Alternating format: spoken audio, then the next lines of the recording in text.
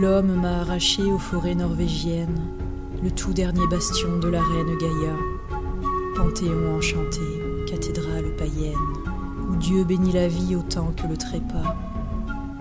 Puis il m'a emmené bien loin de la nature, dans l'enclos infernal des civilisations, pour que je me transforme en sombre créature, reflet d'un monde fou, ivre de destruction. Mon corps a accepté la rouille de ses chaînes, mais l'âme est restée libre, hostile à l'oppression. J'ai vécu dans l'enfer des souffrances humaines, sans jamais contrarier ses troubles obsessions. Pour lui, j'ai embrassé le démon de la science, fin de toujours nourrir ses rêves de grandeur. Tel un oiseau blessé condamné au silence, mon être a supporté la pire des douleurs.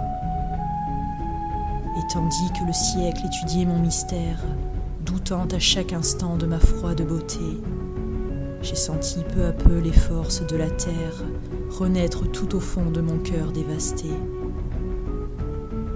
Un matin, la torture a été plus intense.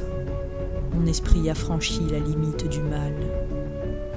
Les chercheurs affamés de sang et d'expérience ont enfin mis à nu mon instinct animal. Le soleil s'est levé sur leurs gorges ouvertes. La lumière a laissé pleurer ses fleuves d'or sur les corps déchirés à la beauté inerte que convoitaient déjà les anges de la mort. J'ai brisé sans regret les barreaux de ma cage et quitté à jamais ma sinistre prison.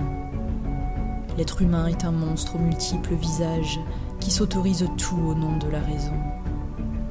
Préfère-t-il vraiment les maux de la violence au divin nymphéa de la création, le chaos de la guerre au paisible silence et l'orgueil de la science au secret des passions?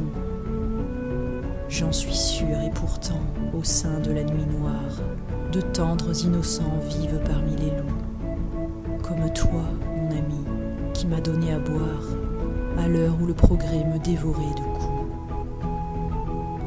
De mes lacs aux yeux bleus, tu as sondé l'eau vive, et j'ai vu dans les tiens se déployer le ciel. Tu crois en la magie des beautés primitives. Ton esprit est un puits de songes démentiels.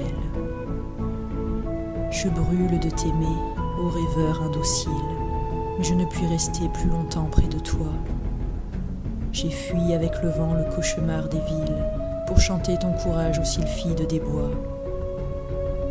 Et quand tu entendras, de la forêt profonde, un hurlement d'amour lentement s'élever, pose ton doux regard sur les cimes du monde et vois la lune d'or que ton cœur a sauvée.